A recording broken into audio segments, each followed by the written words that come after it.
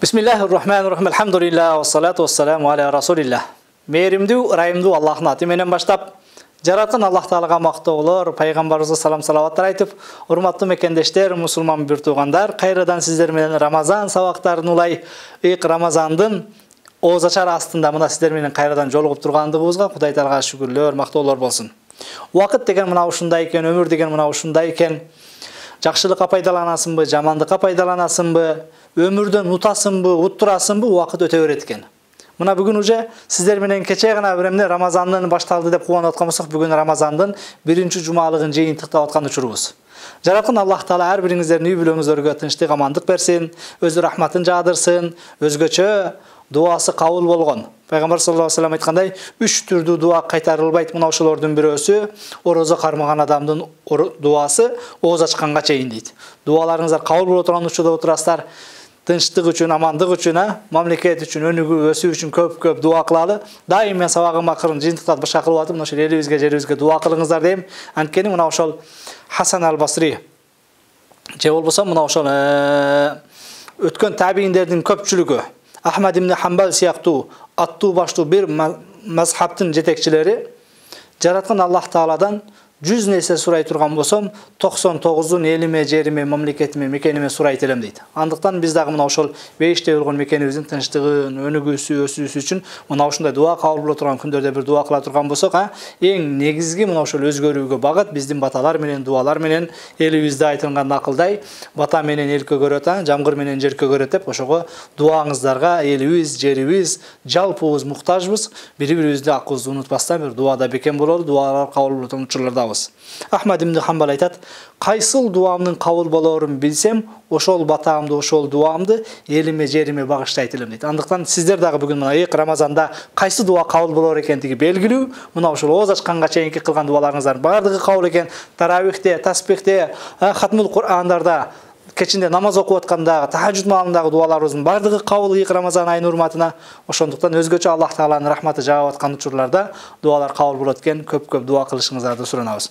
Урматтуу мекендештер, мусулман бир туугандар, сиздер менен биз орозонун түрлөрүн, орозо кармаганда биз буга чейин ашказандын гана орозосун, жеп ичкенден гана тыйылып орозо кармап келдик дедик. Болбосо бул орозо алымдардын пикиринде ахванус сиям ан татрука шараба ва таам. Эң жеңил орозо жегенди ичкенди таштаган дедик. Бирок биз быйылкы орозону өзгөчөлөп сиздер менен келишип, дене мүчөнүн орозого, соумул жаварих. Чыныгы мына ошол тил кантип орозо кармаш керек, кол кантип орозо кармаш керек, көз кантип орозо кармаш керек, кулак кантип орозо кармаш керек, кол, бут, дегел адам баласынын тулку бою түзүлүшүбүз чыныгы Кудай Таалага ашказан менен дагы, адеп ахлак кулк мүнөз менен дагы, жүрүм турум менен дагы орозо кармайлы деп келишкенбиз. Мына ошонун биринчиси болуп, мына ошол эмне тилдин орозосу, соумул лисан. Тилдин орозосун кармап келатабыз. Жараткан Аллах Таала иншалла мына ошону сүйлөп келип атып, дагы уландысында. Урматтуу мекендештер, ыйык Рамазан айында колдон келишинче жаман адаттардан арылып, сылык, сыпайы, жумшак, жөнөкөй болгонго аракет кылалы. Анткени мына ошол жөнөкөйлүк бул адамдын жылдызы. Жөнөкөйлүк Кудай Тааланын даражаны көтөрөт. Ал эми бой көтөргөн текебердендик бул Кудай Тааланын дагы даражаны түшүрө турган эмне жаман сыпаттардан, жаман адаттардан. Ошондуктан дагы урматтуу мекендештер, келиңиздер бир өзгөчөлөнгөн абалда көбүрөөк энергияны, күчтүү, убакытты бардыгын ыйык Рамазан айында чогултуп туруп, мына ошол орозо менен бирге көбүрөөк Кудайга жакындаганга, ибадат кылганга, зикир кылганга, Кудайды эстегенге, Кудай менен мамилени бекемдегенге, байланышканга ушуга багыттайлы дейли. Анткени зикирлердин эң жакшысы бул Кудайды эстеген. Кээде досубузду эстейбиз, кээде бир саясатчыны, башканы, ушак, айын сөздөр бардыгы зикир араб тилинде. Бирок азканы зикирлердин дагы эң жакшысы, афдалу зикир. Зикирлердин эң сонуну бул Кудай Тааланы зикир кылуу. Зикир кылганда бул кереметтүү Кур'ан менен, тарбих, танакындай таспих, тахмид, тахлилдер менен, истигфарлар менен өзгөчө келиңиздер мына ошол ыйык Рамазан айын жалаң Кудай Тааланы эстеп, Кудайга дуа айтып, истигфар айтып, кечирим айтып, салам, салаваттар айтып, тоолор айтып, мактоолор айтып, мына ушундай эмне Кудай Тааланы бир арулап, ыйык Рамазан айын бир жакшы өткөргөндү Кудай Таала насип кылсын. Hazreti Umar radıyallahu teala anhu aytadi: "Zikrullahi şifaun ve zikrun nas daun." Allah Taala'nı zikir kılgan bul şifa, adam balasının den soğluğuna payda deydi. Alim adamlardı zikir kılgan bul oru deydi. Bize tüşükte kasal dep koyuyoruz. Adam balasına juğa turgan juğuştu kasallardan adam balasının den soğluğuna ziyan. Kimlerdi zikir kıluu? Özgölördü, özüzgө okşogon bir emne pendelerdi. Ошондуктан келиңиздер daim Allah Taala'nı zikir kılganыбыз bul жакшыраак. Kuday Taala'nı zikir kılgan жүрөктөр. Kudaydı көп istеген insanlar özgöçө oroza ayında bular tirүүлөрдөй. Ал эми Kudayды unutkandar, Kuday менен иши жок, орозо менен иши жок, намаз менен таравих, tasbih, хатмы Курандар менен иши жок дагы бир туугандарыбыз бар. Кудайым буйрса өлбөгөн жанга жаз келет демекчи, мына Рамазандын 1-жумалыгын жыйынтыктап атабыз. Дагы 4-3 жумадан кийин Рамазан айы кетет. Орозо тутканга дагы кетти Рамазан айы, орозо тутпаганга дагы Рамазан айы кетти. Рамазан айында оңолгонго дагы өтүп кетет бул Рамазан айы. Оңолбогонго дагы. Жакшылыкка пайдаланасызбы, жамандыкка пайдаланасызбы? Өмүр ушундай эмне токтобойт экен, өтүп кетет экен. Ошондуктан урматтуу мусулман бир туугандар, келиңиздер, бул Рамазан айын бир ибадат менен, көбүрөөк Кудайды зикир кылуу менен өткөргөнгө барыңыздарды чакырабыз. Масалуллази язкуру раббах валлази ла язкуру раббах Meselul hayy vel meyit. Rabbisin jaratkandı estegen жүрөк менен estebegen жүрөктүн айырмасы өлүк менен тирүү дейт. Бүгүн сиздер мана оз ачарга жакын дуа кылып башка Кудайды эстеп отурасыздар, сиздин жүрөгүңүз менен орозо менен иши жок, тарави менен иши жок, Кудай менен иши жок дагы бир туугандарыбыз бар. Колу кошуналарыбыз бар. Кээде бир семьяда бар. Бир да соркондо отурганда бар. Сиз намазыңызда, орозоңузда бекемсиз, бирок агаңыз, эниңиз, келиниңиз жана башка бирөөлөр намаз менен иши жок, Кудай менен иши жок.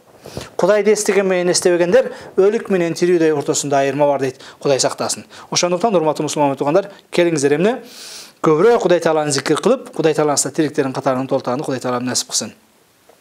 Фатир сүрөсүнүн 22-нчи аятында "Ва ма яставил ахя вал амват" өлүктөр менен тирүүлөр бирдей эмес дейт. Тирик туруп, өлүктөрдүн катарын алып калгандан Кудай Таалам сактаган болсун. Мына ошондон көбүрөөк Кудай Тааланы эмне зикир кылалы. Peygamber sallallahu aleyhi ve sellem özünün kutu hadislerin birinde gıybat kıluu adam balasının adep ahlakına, kulk minözüne ziyanın tigize turgan bolsa, Peygamber sallallahu aleyhi ve sellem özünün başka bir hadisinde mına oşol emne orozo degeni tek kana aşkazan menen karmao emes, balkim orozo bul mına oşol emne jaman adatlardan, buzukuluk sözlerden tıyılуу mına uşul çınıgı orozo deydi. Demek urmattуу mekendештер, орозо кармаган учурда биз тилдин орозосу, дене мүчөнүн орозосуна басым жасап атабыз. Мына ошол тил менен орозо кармоодо абайлап, ашыкча сөздөрдөн этиятташыбыз керек экен. Ибн Мубарак деген алым айтат: "Лау кунту мугтабан ахадан ла агтабту валидайя." Мен эгер бирөөдү гыйбат кылып ушактай турган болсом, өзүмдүн мен төрөп өстүргөн, баккан атам менен апамды гыйбат ошолорду ушактай этелем дейт. Эмне үчүн? Лианнахума ахакку би хасанати, менин кылган сооп жакшылык иштериме ошолор гана акылуу дейт. Биз кээде урматтуу мекендештер, гыйбат кылган учурда оозуң ачылып калат, башка болот деп өткөн сабактарда айткан болсок, гыйбат кылуу менен биз өзүбүздүн сооп иштерибизди алдырып коет экенбиз. Пайгамбар саллаллаху алейхи ва саллям менин үммөтүмдүн банкроту бул мына ошол акыретке барганда намазы бар, орозосу бар, зекети бар, садакасы бар. Бирок бирөөлөрдү гыйбат кылып койгондугу үчүн, бирөөлөрдү сөгүп койгондугу үчүн, алдап койгондугу үчүн сөгүп койгондуга намазын берет, гыйбат кылып койгондуна орозосун берет, өзүнө эч нерсеси калбай калат дейт. Демек, бүгүн орозо айында Кудайдан үмүт кылып келер кечке ачка жүрүп атабыз, кечинсиндесин намаздарга катышып атабыз. Бирок бирөөлөрдү ушактап гыйбат кыла турган болсок, ошол тапкан соопторубузду ошол бир туугандарга алдырып берүү коркунучу бар экен. Qila al-Hasan al-Basri inna fulanan igtabak. Hasan al-Basri'ga keldi dağı, palanca sizdi rasa uşaqtadı, jamandadı dedi. Hasan al-Basri fahda ilayhi tabaqa min ratab. Hasan al-Basri bir tabaka, bir paketke deyli, başlıkçaga deyli, bizdin tilmen aytkanda emne, jık kurma saldı dağı, mına oşol meni uşaqtagan, meni jamandagan pendege alып barып berip koygula dedi. Fa atahu rajul, jana kişi Hasan al-Basri'ga geldi. Igtabtuka wa ahdayta ilayya. Men seni jamandap, uşaqtap басынтсам, адамдардын алдында сен жөнүндө жалган маалыматтар таратып, сен жөнүндө эмне гыйбат кылсам, сен мага белек берип берипсиң, курма берип берипсиң dedi. Hasan al-Basri me дейт? Сен мага ахдайта илайя хасанатак фа арадта ан укафиак. Сен мага канча соопторуңду берип берипсиң менин жамандап, ушактап. Сен берип берген сооп табагыңа бош кайтарбайын дедим дейт. Жакшылыкка жакшылык менен жооп кайтарайын дедим дейт. Сен мени жамандап кайра мага жакшылык кылып атасың. Өзүңнүн кыйналып, орозодон тапкан, намазыңдан тапкан, хатмы Курандарынан тапкан соопторунду мага белек кылып атсаң, келген табагыңды бекер кайтарбайын дедим дейт. Андыктан урматтуу мусулман бир туугандар, жаныбыз кыйналып башка болуп, Кудай Тааланын ыраазычылыгын үмүт кылып, орозо башка кармап атабыз, бирок адамдарды гыйбат кылуу менен, ушак кылуу менен кыйналып тапкан жакшылык, сооп амалдарыбызды уттуруп бербейли, алдырып бербейли, бирөөлөргө эмне жоготуп койбойли. Ошондон урматтуу мекендештер, келиңиздер мына ушул нерселерди дагы өзгөчө бекем болсоңуздар. كما يحرم على المغتاب ذكر الغيبة كذلك يحرم على السامع استماعها. Сүйлөгөн адам, ушактаган адамга гыйбат кылуу арам болгон болсо, ошону ошондой бекен деп уккан да арам. Бул албетте кулактын эмнесине, орозосуна кирет. Кээде бирөөлөр ушак айтса башка кыса чапа салып турабыз. Мына зор кылды, бул адаманы жамандады, башка кылды деп. Бирок бул нерсе урматтуу мекендеш, биз экөөбүзгө дагы эмне зыян экендигин. Кээде ошону токто, сүйлөбө, бирөөдү гыйбат кылба, күнөөкөр болосуң деп токтотушубуз керек. Эгер токтора албай турган болсок, анда унчукпастан туруп кетип калышыбыз керек. Рахаттанып, анан жамандап атат деп туруп, угуп олтура берген, сиз экөөбүзгө эмне жарашпаган иштерден, жарашпаган амалдардан. Ошондуктан дагы урматтуу мусулман бир туугандар, келиңиздер, ыйык Рамазан айын жараткан Аллах Таала буйругандай, пайгамбар көрсөткөндөй, дене мүчөлөр менен орозо кармап, жаман сөздөн, гыйбаттан алыс болгонду Кудай Таалам баарыбызга насип кылган болсун. Muaz ibn Cemal radıyallahu teala anhu aytat. Sa'ala Rasulullah sallallahu aleyhi ve selleme kultu ya Nebiyallah ve inna la muakhazuna bima netekellem bih. Peygamber sallallahu aleyhi ve sellem'e kelip durup ya Resulallah oğuzumuzdan söylegen tilgan işke dağı cevap veriyoruz. Bu kıyamatta yok bu dedi. Peygamber sallallahu aleyhi ve sellem sakilatka ummuka ya Muaz ve hal yakubbun nas fin nar ala vujuhim au ala manakhirihim illa hasaid alsinatihim. Kurup ketkir Muaz. Biz ölüp ketkir deybiz, kurup ketkir deybiz ba, мындай bir жагы эркелетүү болсо, bir жагы bir каргыш сыяктуу эмне, жанакындай bir ачууланган айтыла турган сөз. О kurup ketkir Muaz адамдар жүзү менен же маңдай пешенеси менен сүйрөлүп тозокко ыргытылат дебедикпи? Мына ошол жүзү менен же пешенеси менен тозокко ыргытылгандыгынын бирден бир себеби хасайд алсынатихим, тилинин айынан да кантип тилден жооп бербесин адам баласы дейт. Ошондуктан урматтуу мусулман бир туугандар, келиңиздер, тил менен кылынган баленин айынан эртең кыяматта Рамазан айында орозо кармагандарга берилүүчү Райян эшигинен бейишке кирбестен балким, мына ошол эмне кор болгон, бактысыз болгон ушакчылар менен, гыйбатчылар менен бирге тозокко кирип кетүүдөн Кудай Таалам баарыбызды сактаган болсун. Чыныгы мусулман болуп Рамазан кармайлы. Орозо кармаганда чыныгы Кудайдын кулумун, чыныгы мусулманмын, пайгамбардын үммөтүмүн деп кармайлы. Ал эми пайгамбардын үммөтү чыныгы мусулман, пайгамбар саллаллаху алейхи ва саллям өзүнүн куттуу хадисинде айткандай, "Ал-муслиму ман салимал муслимуна мин лисаниhi ва ядиhi." Чыныгы мусулман бул тилинен, колунан эч бир адам зыян көрбөсө дейт. Келиңиздер, кээде Рамазандан чыкар башкада колу кошуна, тууган уру, келин, бала чака, кээ бир аксакалдар бар. Орозо кармап алып, ач калганда башка орунда кээ бир кайнелер, озатчарга жакын, башка жакын үйүндөгү баласы, кызын, келинин ачуунун баардыгын ошонон чыгарып, агрессивный болуп, бүт адеп акылак, кулк мүнөзүн жанагы төмөн даражасын көрсөтүп, тамагына претензия кылгандар бар, башкалар бар. Жакшы эмес. Келиңиздер, бул Рамазанда элдин баардыгы сиз орозо кармаганыңызга кубанган менен озатчарга жакын баардыгы качып калат. Дагы мени урушат, башка кылат деп туруп, кээ бирөөлөр жанакындай насвайына ашык болуп, насвайынын күйүтүнөн ушинтип характери өзгөрөт. Кээ бирөөлөр сигареттин айынан, кээ бирөөлөр курсак ачкан айынан, жана башка себептерден. Эми ибадат бул машаккат. Ибадаттын өзүнүн кыйынчылыгы бар. Мына ушуну Кудайдын ыраазычылыгы үчүн деп ыйман менен, берилүү менен ибадат кылсак, ошондо күнөөлөр кечирилет. Ошондо Кудай Тааланын астында даражалар көтөрүлөт. Бул Рамазан айы мына ошондой эмне бизге бир өзгөчөлүктү бере турган бир өзгөчө ай. Ошондуктан да урматтуу мусулман бир туугандар, чыныгы мусулман ким экен? Ман салимал муслимуна мин лисани ва яди. Тилинен, колунан эч ким ыза көрбөсө.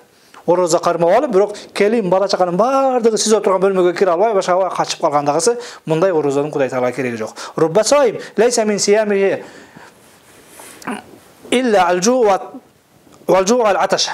Кээ бир орозо кармагандар бар, алардын орозосунан ачкалык менен чаңкагандык эле калат деп айтты. Кудай сактасын. Ошондон келиңиздер, орозо кармаган учурда дагы, орозо кармабаган учурлардагы адамдарга зыя бергенден, ызаланткандан, кээ бирөөлөрдү капа кылгандан баардыгыбызды Кудай Таалам сактасын. Ошондон келиңиздер, чыныгы момун болуп, чыныгы мусулман болуп, тилибиз менен дагы, колубуз менен дагы, адеп акылак жүрүм туруумуз менен дагы адамдарга, өзгөлөргө зыян бербейли, жараткан Аллах Таала мына ошол кылган ибадаттарды кабыл кылсын.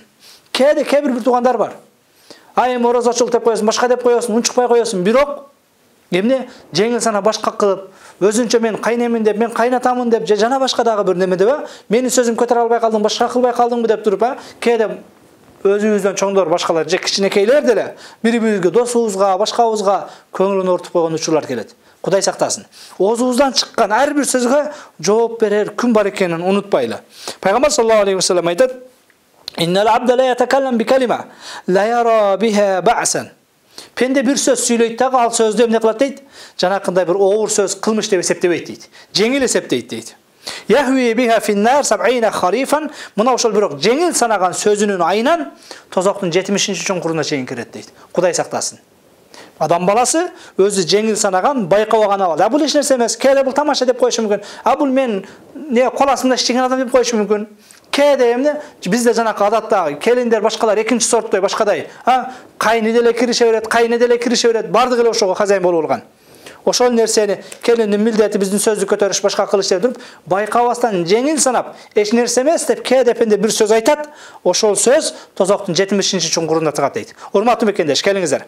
Оозубуздан чыккан ар бир сөзгө жооп берер күн келет экен, ошондон ыйык Рамазан айында ашказан менен гана ороза кармабастан, балким тилибиз менен дагы ороза кармаганды жараткан Аллах Таала баарыбызга насип этсин. Пайгамбар саллаллаху алейхи ва саллям башка бир хадисинде айтат: "Аксару хатая ибни Адама мин лисани." Адам баласынын эң көп катасы, эң көп күнөөсү тилинин айынан болот дейт. Кудай сактасын. Ошондуктан тилин бар деп эле сүйлөй бербесен, мына ошол тилге өзгөчө эмне көңүл бурал дагы ыйык Рамазан айын сылыктык менен, жумшактык менен, адеп акылак менен, бир туугандык менен, мээримдүүлүк менен, ырайымдуулук менен өткөргөндү Аллах Таала баарыбызга насип кылган болсун. Урматтуу мекендештер, Пайгамбар саллаллаху алейхи ва саллям башка бир хадисинде: "Iyyakum вaz-zann, fa inna az-zanna akzabul hadis." Көп ар ким жөнүндө жакшы жаман ойлой бергенден алыс болгула. Адамдар тууралуу ар нерсени ойлой берген эң жалганчылыкка жетиштүү. Wala tahassasu, бириңди бириң изилдебегиле. Wala tajassasu, бириңди бириң аңдыба. Кайерде ошо адашат, башка кылат, бир касагын тапсам, башка кылсам, шарманда кылсам, ушул бир касагын таап, иштен алсам, башка кылсам, кетирсем, бириңди бириң аңдыба. Wala tahasadu, бириңе бириң көрө албастык эмне кылбагыла. Wala tadabaru, бириң менен бириң жанжалдашып, мамилени үзүп, артын карап кетпегиле. Бириңе бириң жүз үйүрбөгүлө. Мусулман бири-бирине жылмайып көрүш керек, кечиримдүү болуш, кучакташыш керек.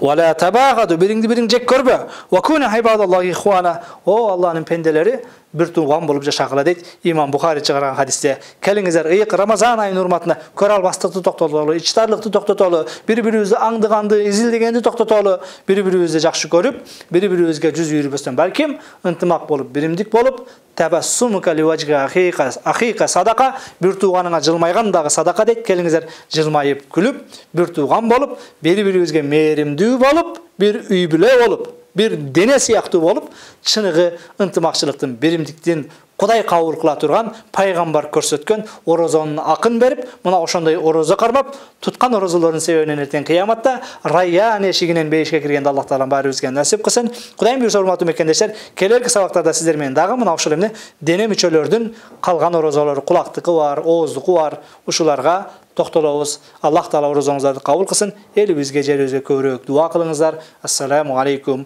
ва рахматуллахи ва баракатуху.